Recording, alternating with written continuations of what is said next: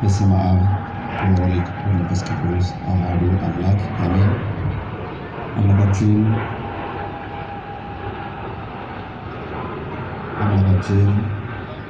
እግዚአብሔር በሰማይ በመላእክት በምድር በተካፈለ ዘንድ እንዲሁም በፍጥረታት ሁሉ የተመሰገነ ይሁንና ክቡር አባታችን መልአከ ምሕረት አማረ አበበ የደብረ መካነ ሰላም ካቴድራል ቅዱስ ሚካኤልና ቅድስት ማርያም ቤተክርስቲያን ዋና አስተዳዳሪ፣ የደብራችን ዋና ጸሐፊ ሊቀ ማእምራን መልካሙ ውዱ፣ ሊቃውንተ ቤተክርስቲያን፣ ካህናት፣ ዲያቆናት፣ መምህራነ ወንጌል በየማዕረጋችሁ፣ ምዕመናን ወምዕመናት፣ አእሩግ ወሕፃናት፣ የሰንበት ትምህርት ቤት መዘምራን ወመዘምራት ሁላችሁም በልዑል እግዚአብሔር ስም እንደምን ሰነበታችሁ?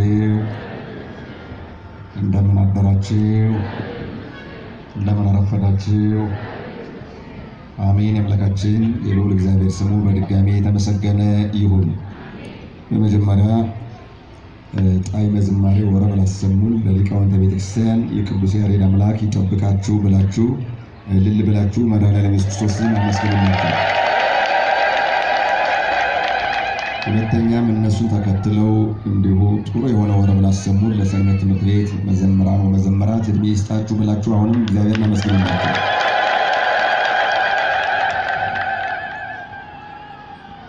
ይባርኩከ ጻድቃኒከ፣ ጻድቃንህ ያመሰግኑሃል፣ ወይም ጻድቃን ወዳጆችህ ወገኖችህ ያመሰግኑሃል።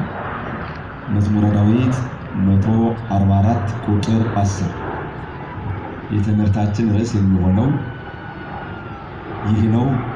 ርዕስ መያዝ አለበት። ጻድቃንህ በሉ ያመሰግኑሃል። ስብሐት ይብሉ ለመንግሥትከ፣ ለመንግሥትህም ምስጋና ይገባል ይላሉ። ወይነግሩ ኃይለከ፣ ኃይልህንም ይናገራሉ ይላል ቅዱስ ዳዊት። በመጽሐፍ ቅዱስ ጀምረን ሁልጊዜም በታላቁ ሊቅ በቅዱስ ያሬድ አስተምሮ ትምህርታችን እናጠቃልላለን። ቅዱስ ያሬድ አጠቃላይ በቤተክርስቲያን ውስጥ ስለሚሰጠው አገልግሎት ሁሉንም ነገር በጣዕመ ዜማ ቀምሮ አዘጋጅቶ አስቀምጦልናል። የኛ ድርሻ ያን አንቦ ተረድቶ ለማስረዳት መሞከር ነው። እንግዲህ ከመጽሐፍ ቅዱስ የበለጠ መጽሐፍ፣ ከማር የበለጠ ሰፈፍ የለም። በኢትዮጵያውያን ያመጋገብ ዘዴ ወይም ኑሮ ከጤፍ እንጀራ የበለጠ እንጀራ የለም። በቤተክርስቲያን ደግሞ ከቅዱስ ያሬድ የበለጠ ሊቅ በኢትዮጵያ ደረጃ የለም። እንዴት አድርጎ ቀምሮ እንዳዘጋጀው በቅደም ተከተል ለማየት እንሞክራለን። በመጀመሪያ ጻድቅ ማለት ምንድን ነው? ጻድቅ ማለት የመጀመሪያ መስፈርቱ እውነት ነው። እውነተኛ፣ ንጹሕ፣ ኃጢአት የራቀ ለበጎ ነገር የቀረበ ከሆነ ለእግዚአብሔር የሚመች ለዓለም የማይመች ከሆነ ጻድቅ ይባላል። ጻድቅ አንድ ብቻ አይደለም። እግዚአብሔር ብቻ የሚያውቃቸው እኛ የማናውቃቸው የጥቂቶቹ ገድላቸው ተጽፏል፣ ታምራቸው ተጽፏል፣ የብዙዎቹ ደግሞ አልተጻፈም። ጻድቃንን ቆጥሬ ጨርሳለሁ ማለት የሰማይ ከዋክብትን የባሕርን አሸዋ ቆጥሬ ያውቃለሁ እንደማለት ነው። አይታወቁም፣ ቁጥራቸው በጣም ብዙ ነው። ነገር ግን ከነዚህ መካከል ደግሞ ኮከብም ኮከብ ይሄይስ ክብሩ፣ የአንዱ ኮከብ ክብር ከአንዱ ኮከብ ክብር እንደሚበልጠው ሁሉ ከአንዱ ጻድቅ ይበልጣል።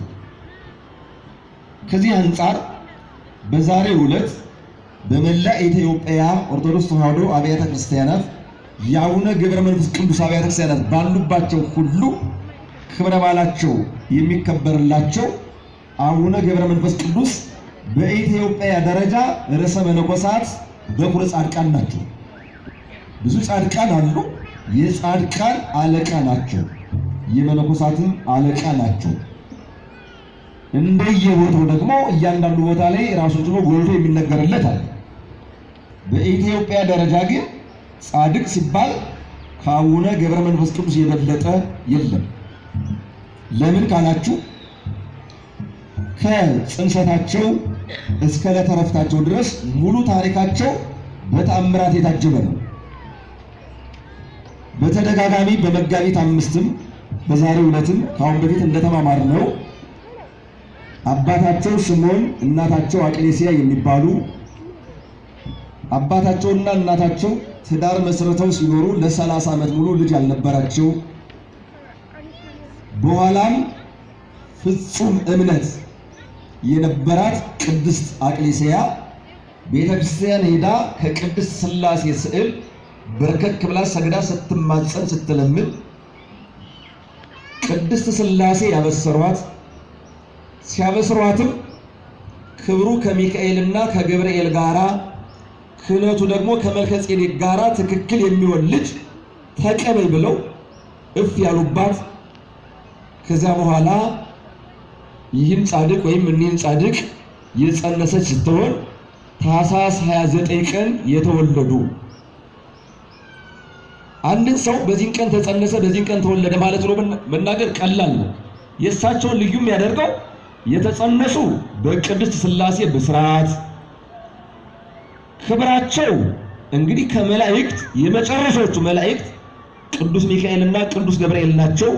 እሳቸው ግን ሰው ሆነው ተፈጥረው ከመጨረሻዎቹ መላእክት ከቅዱስ ሚካኤልና ከቅዱስ ገብርኤል ጋራ እኩል የሆኑ በክህነትም ከመልከጼዴቅ የሚበልጥ ካህን የለም። በብሉይ ኪዳን ሆኖ ሐዲስ ኪዳንን ያሳየ ሐዲስ ኪዳንን ቁልጭ አድርጎ ያሳየ ካህን በብሉይ ኪዳን መልከጼዴቅ ነው። ለኢየሱስ ክርስቶስ አማናዊ ምሳሌ የሆነ ነው። የአቡነ ገብረ መንፈስ ቅዱስ ክብር በክህነት ደረጃ ደግሞ ከመልከጼዴቅ ጋራ ትክክል ነው። እንዲሁ የተናገሩ ሰዎች ሳይሆኑ ቅድስት ሥላሴ ናቸው። ቅድስት ሥላሴ ለአቡነ ገብረ መንፈስ ቅዱስ እናት ይህን ነግረዋል። ተጸነሱ፣ ተወለዱ። በተወለዱበት ቀን እንደሚታወቀው ሕፃን ሲወለድ ያለቅሳል። ማንኛውም ሕፃን ሲወለድ እያለቀሰ ነው የሚወለደው። ለምን? በሚወለድበት ሰዓት የሚቀበርበትን ቦታ አፈር አምጥቶ መልአከ ሞት ያቀምሰዋል። ገና ሲወለድ ርቦት አይደለም። ለምንድን ነው የሚያለቅስ? ሞት ስለሚያስፈራ ዛሬ ወደዚች ምድር መጥተሃል፣ ወደዚች ምድር ደግሞ ትገባለህ ብሎ ልክ የሚቀበርበትን ቦታ አፈር አምጥቶ ሲያቀምሰው ሕፃኑ በተወለደበት ቀን ያለቅሳል። አቡነ ገብረ መንፈስ ቅዱስ ግን አላለቀሱም። በተወለዱበት ቀን ስብሐት ለአብ ስብሐት ለወልድ ስብሐት ለመንፈስ ቅዱስ ብለው አመሰግኑ። 3 ጊዜ ሰገዱ። አታመሰግኑላችሁ?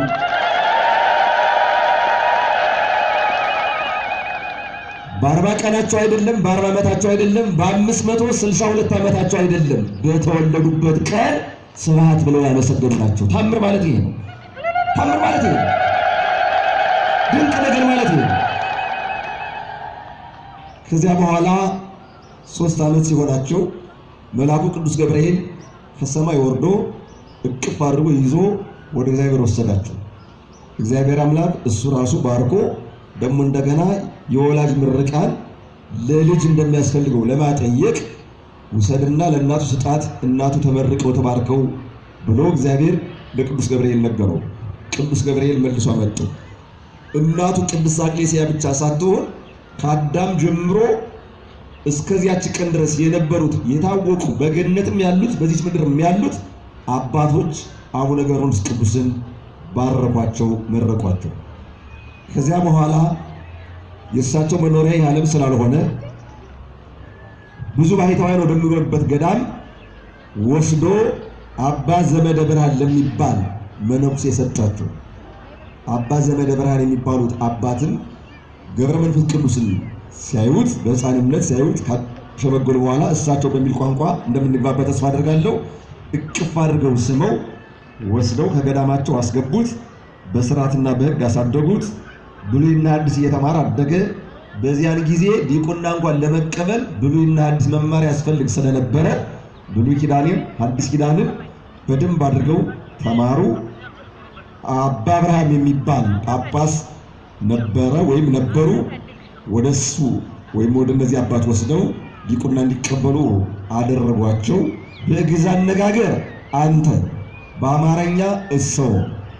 አማርኛ ቋንቋ ግዕዝን የሚበልጠው በዚች አነጋገር ብቻ ነው።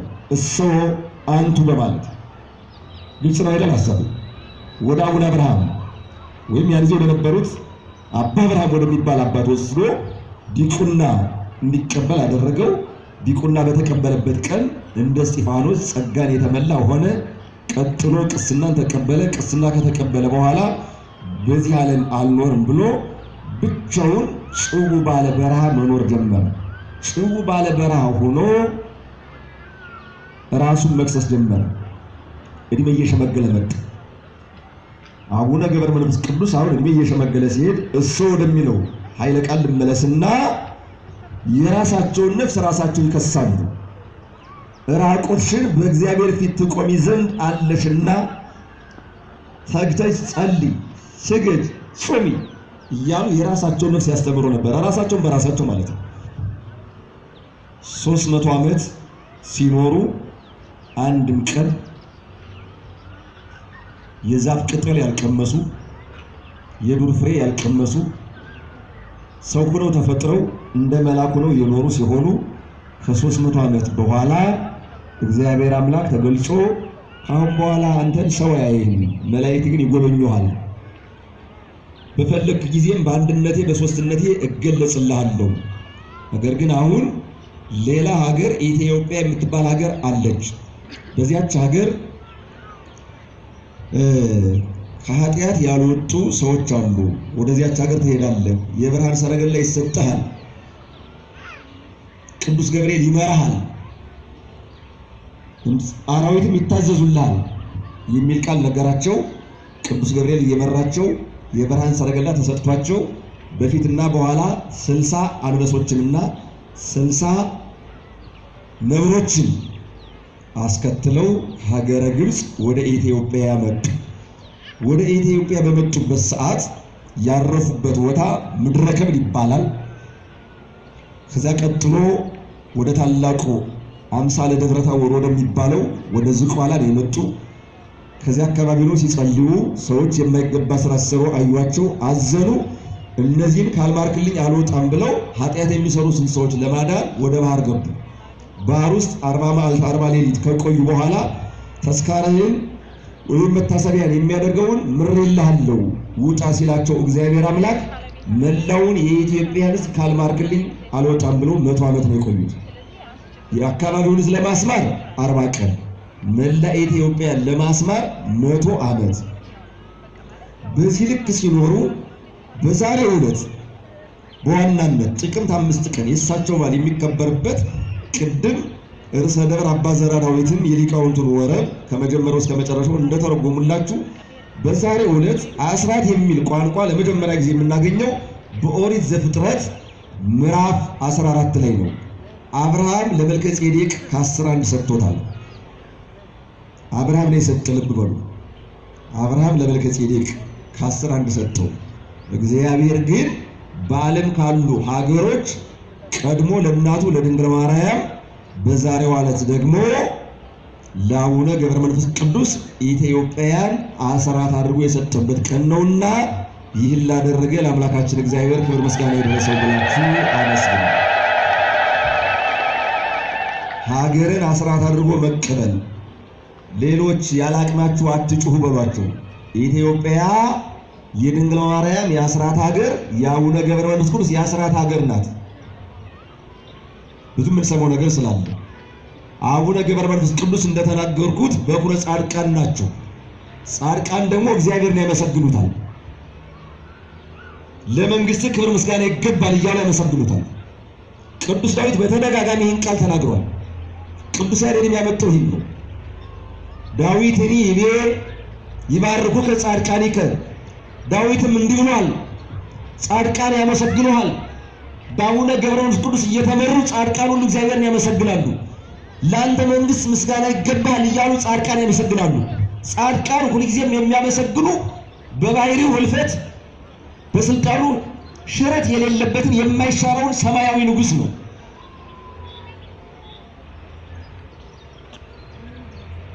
አሁንም ዳዊት እንዲህ አለ።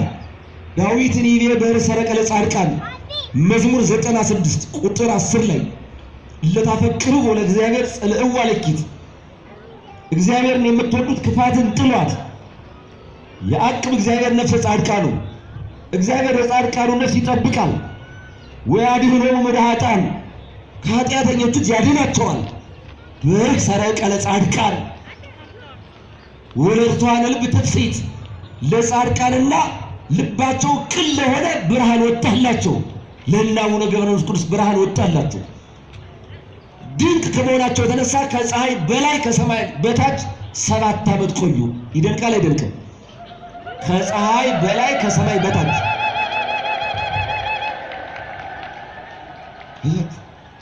ወለርቷነ ልብ ትፍሥሕት ልቡናቸው ለቀና ለእነ አቡነ ገብረ መንፈስ ቅዱስ ብርሃን ወጣላቸው። ጻድቃን ያመሰግናል ብሎ ተናግሯል። ብርሃንም እንደሚወጣላቸው ተናግሯል። እውነተኛው ብርሃን የማይጠፋው ብርሃን ማን ነው? ኢየሱስ ክርስቶስ ብርሃን ዘበአማን እውነተኛ ብርሃን ጨለማ የማይፈራረቀው ማልትና ሌሊት የማይፈራረቀው ህልፈት ውላጤ የሌለበት ለዘላለም ሲያበራ የሚኖር እውነተኛው ፀሐይ ከፀሐይ በላይ እውነተኛው ፀሐይ ማን ነው? ኢየሱስ ክርስቶስ። ለማን ወጣ? ለጻድቃን። የጻድቃን አለቃ ማን ናቸው? አቡነ ገብረ መንፈስ ቅዱስ። እነዚህ ጻድቃን ስራቸው ምንድነው? እግዚአብሔርን ማመስገን። እግዚአብሔርን ማመስገን። ይትፌስሑ ጻድቃን በእግዚአብሔር ጻድቃን በእግዚአብሔር ደስ ይላቸዋል። ወይገንዩ ለዝክረ ቅዱሳቱ ለቅድስናው መታሰቢያም ይገዛሉ፣ ምስጋናን ያቀርባሉ። እነማን? እነ አቡነ ገብረ መንፈስ ቅዱስ። ተፈስሑ ጻድቃን በእግዚአብሔር መዝሙር 32 ጻድቃን በእግዚአብሔር ደስ ይበላቸው። ወለራታን ይደሎሙ ክብር ለቅኖችም ምስጋና ይገባቸዋል። ለነማን? ለእነ አቡነ ገብረ መንፈስ ቅዱስ። እንዴት? እግዚአብሔርን ሲያመሰግኑ እነሱም ይመሰገናሉ። ለነሱም የጸጋ ክብር ይገባቸዋል።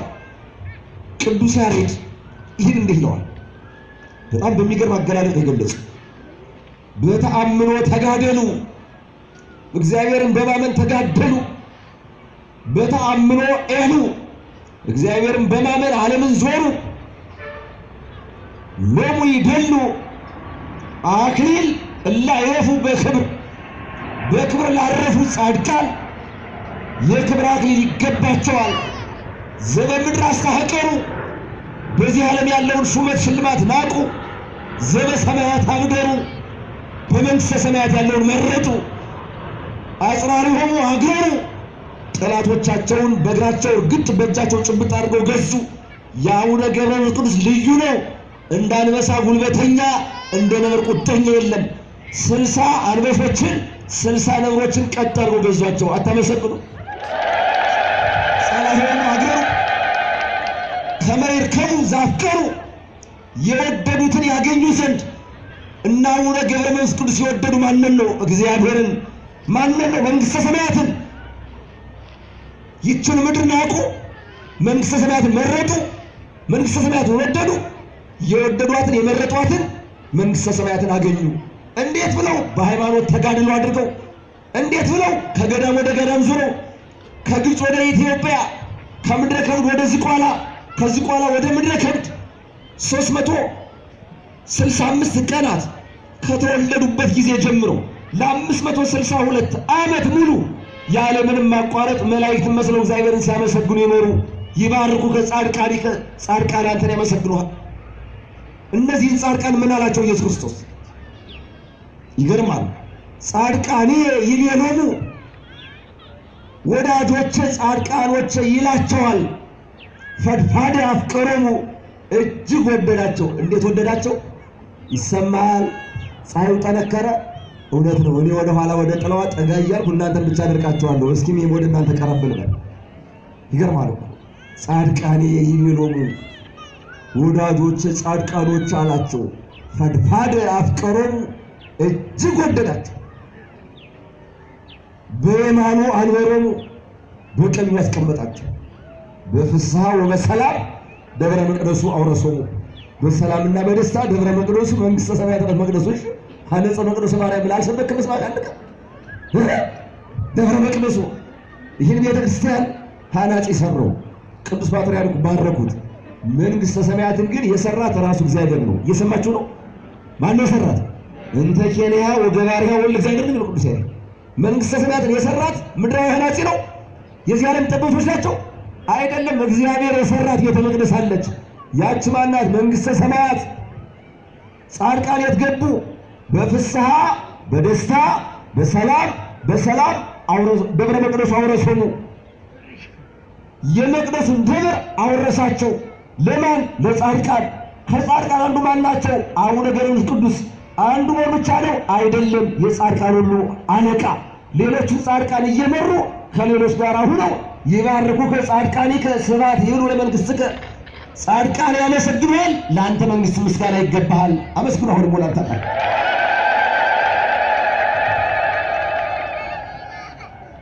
ወቅሙታን በጽድቅ ሀቁሎሙ።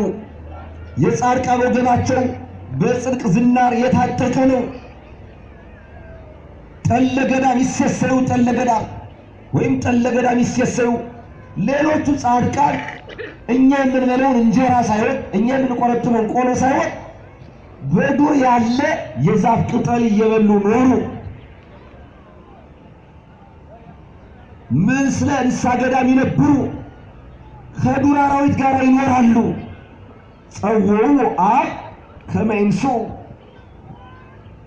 ዘአሰፎሙ ብሔረ ሕያዋን። እንዲህ ሲል የኖሩትን ልብ ብላችሁ ይገርማል እኮ። ከዱር አራዊት ጋር ይኖሩትን፣ ከአናብስት ጋር ይኖሩትን፣ ከነብሮች ጋር ይኖሩትን እግዚአብሔር አብ ጠራና ብሔረ ሕያዋን ወደምትባለው የማይሞቱ ሰዎች እና ኤልያስ ያሉበት አለ። መንግስተ ሰማያትም ራሷ ብሔረ ሕያዋን ናትሽ። ከማስመር ወደ እግዚአብሔር በብሔረ ሕያዋን ማለት መንግስተ ሰማያት እኮ። መንግስተ ሰማያት ራሷ ብሔረ ሕያዋን። በመንግስተ ሰማያት ያሉ ሰዎች ይሞታሉ እንዴ? ይሞታሉ? አይሞቱ። በመንግስተ ሰማያት ሞት የለም። ብሔረ ሕያዋን ናት። ወደዚያ ጠርቶ ወሰዳቸው። ይትፈስሑ ጻድቃን በዘይመጽእ ዓለም። ጻድቃን በሚመጣው በዚህ ዓለም አይደለም። በዚህ ዓለም ያለቅሳሉ፣ በሚመጣው ዓለም ግን ደስ ይላቸዋል። ወይትሐሰዩ በኀበ አልቦቱ ሞት በሌለበት በመንግስተ ሰማያት ደስ ይላቸዋል። አስቡት። ወሎሙ ተርኅቦ ገነት፣ ለእነሱ ገነት ተከፈተላቸው። ወተተክለ ዕፀ ሕይወትም ተተከለላቸው። ወለብሱ ድራ ጽድቅ፣ የጽድቅ ሰደርያን የጽድቅ ጥሩርን ለበሱ። እነማን? ጻድቃን። በዚህ ዓለም ያዘኑ፣ ይህን ዓለም የናቁ፣ መንግሥተ ሰማያትን የመረጡ ሲሆኑ በመጨረሻ ግን እግዚአብሔር አምላክ ሲጠራቸው ወደ ገነት ሲሄዱ የገነት በር ተከፍታ ዕፀ ሕይወት ተተክላ ሰማያዊ ልብስ ለብሰው ማየት እንዴት ደስ ይላል! ለዚህ የበቁ እነማን ናቸው? ጻድቃን። ምን ይላሉ? ያመሰግናሉ። ምን እያሉ? ክብር ምስጋና ላንተ ይገባል እያሉ አምላክ አቡነ ገብረ መንፈስ ቅዱስ ክብር ምስጋና ይድረሰው ብላቸው አመስግኑ። የኢትዮጵያ ኦርቶዶክስ ተዋሕዶ ቤተክርስቲያን እንደምታውቁት አገልግሎቷ ይህ ነው። ሰው ቤተክርስቲያን ውስጥ መጥቶ ክፋት ተምሮ እንዲሄድ አይመከርም። ነገር ግን አንዳንድ ሰዎች በቤተክርስቲያን ላይ የሆነ ነገር ሲናገሩ ሲወረውሩ ይታያሉ።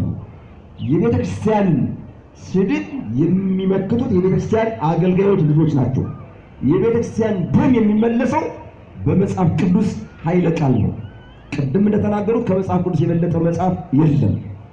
በኢትዮጵያ ደረጃ እውነት ለመናገር ከምስራቅ እስከ ምዕራብ ከሰሜን እስከ ደቡብ ኢትዮጵያን አንዲት አድርገው በጸሎት የሚያስቧት የሚማጸኑላት፣ ሁልጊዜ የሚጨነቁላት ቁጥር አንድ አይንተ እግዚአብሔር የተባሉት ካህናት ናቸው። ካህናትን አያሳጣም። እና አንድ ሶስት ቃል ልናገርና ትምህርቴን ላጠቃል። እየሰማችሁ ነው? ካህናት ጻድቃን ናቸው። እሺ፣ ካህናት ምንድን ናቸው? እንደው በደንብ ስሙ። ልናገረው አላውቅም። ከናፈረ ካህናት በጾመ መለኮት ቅስም፣ የካህናት ከንፈሮች በመለኮት ጨውነት የጣፈጡ ናቸው። በስመ ሥላሴ ህቱም፣ በሥላሴ ስም የከበሩ የታተሙ ናቸው።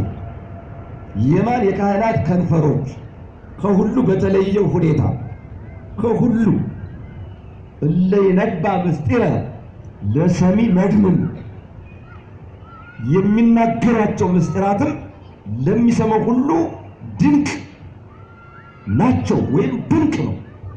ሞጣይቶሙ ግሩም በስብሐት እኑ የለበሱት ሞጣይት በምስጋና ሽመና የተሰራ ነው። ስለዚህ የካህናት ከንፈር በምን የታተመ ነው? በስመ ሥላሴ። በምን የጣፈጠ ነው? በመለኮት ጨውነት። ልብሳቸው ልዩ የሆነ ነው ሞጣይት የሚባለው። ታዲያ አንድ ካህን መስፈርቱ ምንድን ነው? እድሜው ለትምህርት ሲደርስ ከ7 እስከ 8 ዓመት ባለው የአብነት ትምህርት እንዲጀምር ይደረጋል።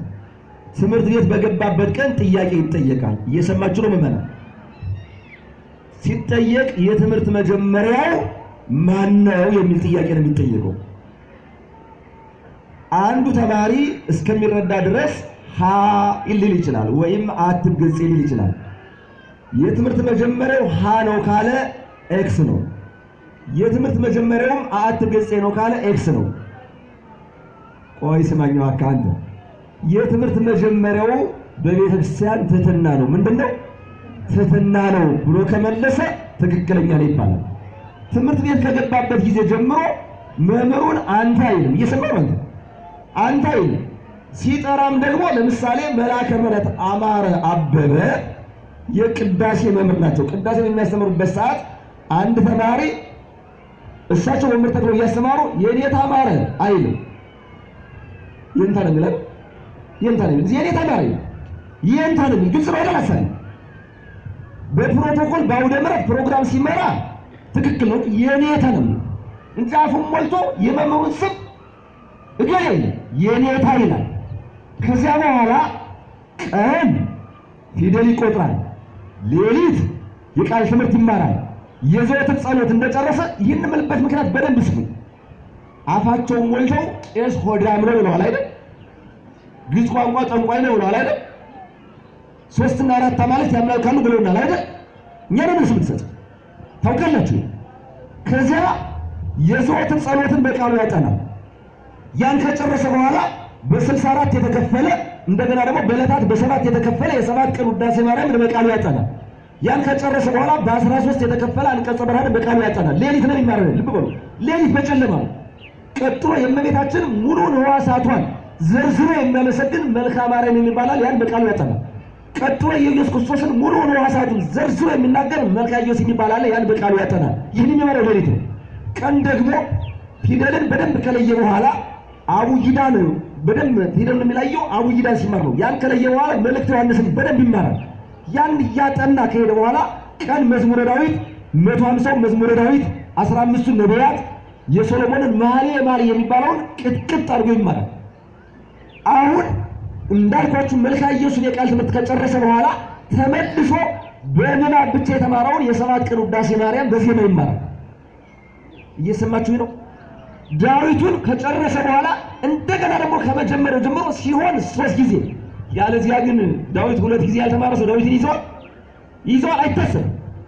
እንዲህ እያለ ይማራል። ዳዊቱን ከጨረሰ በኋላ የቀን ትምህርት ጾመ ድጓ ልማር ካለ ጾመ ድጓ ይጀምራል። የሌሊት ደግሞ የ7 ቀን ውዳሴ ማርያም ጀምሮ የ6 ቀን መስተጋብ አለ ከሰኞ እስከ ቅዳሜ። ሙሉ ዳዊት ነው። አንዲት ዘር ብቻ ናት በኃይለ መስቀሉ አዳነ ሕዝብ የምትለው ናት እንጂ ሙሉ ዳዊት ነው። ያን መስተጋብ ይማራል የሌሊት። አሁን መስተጋቡን ከጨረሰ በኋላ አርባዕት የሚባል አለ መነሻው ዳዊት ነው። ያን ይማራል የ6 ቀን። ያን ከጨረሰ በኋላ አርያም የሚባል አለ ያን ይማራል። ይሄ የ6 ቀን ነው። ያን ከጨረሰ በኋላ ሰለስት የሚባል አለ ያን ይማራል። ይሄ የ6 ቀን ነው። ከዚያ በኋላ ክስተት የሚባል አለ። ተሳስቻለሁ እኔ የተማርኩት እንደዚያ ነው። ክስተቱን ይማራል። በጣም የሚገርም ነው። እንደውም የሰኞ 60 ነው አይደል? ዋናው የሱማ የተለየ እኮ ነው አይዘልቅም ተባለ። ያን ይማራል። ከዚያ በኋላ ደግሞ መወድስ የሚባል አለ። መዝሙር ሊቆም ሲባል ሰምታችኋቸዋል። እዚህ ወጣው ነው ኮንከነስ ይሉ ያን ይማራል። እንዲህ እያለ ከቀጠለበት ሙሉ ምዕራፍ ይማራል። የቀኑን ጾመ ድጓ ጨርሶ ከዚያ በኋላ እንደገና ይከልሰዋል። ጾመ ድጓውን 2 እና 3 ጊዜ በደንብ አድርጎ ከተማረ በኋላ የድጓ መምህር ሆናለሁ ካለ ድጓ ይማራል። የለም ቅኔ በዚህ ካለ ቅኔ ይማራል። የለም ድጓ ልማርም አቋቋም ልማር ካለ አቋቋም ይማራል። ሁሉንም የተማራሉ። አምላከ ቅዱሳን የተመሰገነ ነው። አጨብጭቡላቸው ደግሞ ከኛ ቤተሰብ ምን ይላል? የለም ቅዳሴ ልማር ካለ ደግሞ ግብረ ዲቁና በደንብ አድርጎ ይቀጥላል። ሌሊት ሰዓታቱን በቃሉ ያጠናል። ቀን መዝገብ ቅዳሴ ይማራል። ትምህርት ቤት ከገባበት ጊዜ ጀምሮ በ7 ዓመቱ ይሰማል። ዓርብና ሮብ ይጾማል። አብይ ጾም ይጾማል። ፍልሰተማ መቼም አያጠራጥርም። አንድ ተማሪ በአብነት ትምህርት ቤት እያለ 7ቱን ጾማት ይጾማል። አይሰማኝም እዚህ ብሎ ቁልጭ ይችላል። ከ8 ዓመቱ ጀምሮ የሚጾም ቄስ ሆዳም ነው ሊባል ይገባዋል? አያሳዝንም? እንዲሁ አልሰደቡና ወይ አደፋፈን። እንዲሁም በገጠሩ ኢትዮጵያ እኮ ልንገራችሁ፣ ቅዳሴው ውሎ የሚቀደስ ታውቃላችሁ። ለከተማው የከተማው ውስጥ ግድ የለም። ጧት ብዙ የመንግስት ሰራተኛ ነው እንደው ስራው መሰለኝ ያባክናል አይደል? ከአርሶ አደሩ ጋር ደግሞ ተጣጥሞ ነው። አንድ ቄስ ጧት ከቀደሰ እርሻ ያርስማል። ስለዚህ እስከ 6 ሰዓት አርሶ ከሰዓት ቢቀድስ ጥሩ ነው፣ ደስ ይላል። የከተማው ግድ የለም ዳሩ ማስተናገድ። የገጠር ቄስ ከ300 ቀን በላይ ይጾማል። ገጠር ላይ ጧት የሚቀደሰው የልደት የጥምቀት እና በባለ 50 እዚያ ቀነ ስግድ ነው። ከዛ ውጭ ከዓመት እስከ ዓመት እንጃ ማጋነን አይደለም። አባቶች ምስክር ናቸው። እንዲያው እንኳን ሌላው እናንተ እንዲያው ካህን ሆዳም ነው ለማለት ሞራል አላችሁ? ሌሊት ተነስቶ የሚበላ ሰው ካህንን ሆዳም ነው ለመሳደብ ሞራል አለ አለ? ይሉ የሚያድሩ ምስጋና ይሄን ወጥቃል። ያው ትናንት ዋዜማ ተቆሟል። ሌሊት ላይ ታድሯል። አሁን ታወጥቶ ሰምታችኋል። አሁን ቅዳሴ ይገባል። ከቅዳሴ በኋላ ማታ ሰልፍ ፕሮግራም አለ። ቋንቋችን ደግሞ ጠንቋይ አይደለም። መቼም አንተ ነዚህ መቆለጥ እንድትሰማይ ብዬ ትሰማለህ። ሌላው አንተን እያየ እንድትሰማ። ናይጄሪያ ውስጥ አንዲት ፍየል የመኪና መስኮት ከፍታ መኪና ስታሽከራክር ተገኘች። እውነት መንጃ ፈቃድ ኖሯል ወይስ መንገድ ትራንስፖርት ፈቃድ ሰጥቷት ነው? አንተ እንደ በአፍሪካ ውስጥ ከናይጄሪያ እና ከሱዳን የበለጠ ጠንቋይ አለ? ቋንቋቸው ግዕዝ ነው ማለት ነው። ኢያኔስና ኢያንበሬስ ጠንቋዮች ናቸው፣ ግብፃውያን ናቸው። ቋንቋቸው ግዕዝ ነው። የባቢሎን ሰዎች ጠንቋዮች ናቸው፣ ቋንቋቸው ግዕዝ ነው። ፋርስ የነበሩት የታወቁ ጠንቋዮች ናቸው፣ ቋንቋቸው ግዕዝ ነው ማለት ነው። የናይጄሪያና የደቡብ አፍሪካ ፓስተሮች በቴሌቪዥን ሲጠነቁሉ አታያቸው? በግዕዝ ቋንቋ ነው የሚጠነቁሉት። ሲጀመር ቋንቋ ጠንቋይ ነው። ጠንቋይ በቤተክርስቲያን የተወገዘ ነው። ምንም ልንገራችሁ፣ የግዕዝ ቋንቋ አንድም የማያውቅ ማት ጠንቋይ አለ። በእያንዳንዱ ወረዳ አንዳንድ ጠንቋይ አይጠፋም። ጅል አለ የታወቀ። በጅምላ ግን ግዕዝ ቋንቋ ጠንቋይ ነው፣ ቄስን ሆዳም ነው ማለት ነውር ነው፣ አይመጥንም። አንዳንድ ጅል ይኖራል፣ ምንም አያጠራጥርም። አንዳንድ ጅል አለ። ጅል የሌለበት ዓለም የለም። እየሰማችሁ ነው። የትኛውም ዓለም ላይ አንዳንድ ጅል አለ። በአዋጅ ግን አይመጥንም። ሌላው 3 አማልክት ብለው ያምናሉ። አሁን ጨርሻለሁ። ቀኝ እጃችሁን አውጡልኝ። ሁላችሁም አማት ነው፣ አማት ነው፣ አማት ነው። ኧረ በደንብ አማት ነው። አላማተናችሁ